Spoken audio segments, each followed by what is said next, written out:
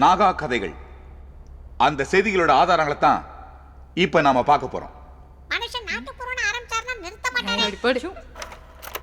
1890லாம் இந்த இடம் ஒரு வனாந்திரம். நாகத்தூர் ஒரு காடு. நெக்ஸ்ட், இதான் நாகம்மாவோட கோவில். இந்த கோயிலை இடிச்சிட்டு தான் நம்ம காலேஜே கட்டியிருக்காங்க. இவர்தான் ஃபாதர் ஸ்டான்லி மார்கன். பிரிட்டிஷ் ஆட்சி இந்தியாவில் பரவ ஆரம்பிச்ச போது பல மிஷனரிஸ் இங்க வந்தாங்க.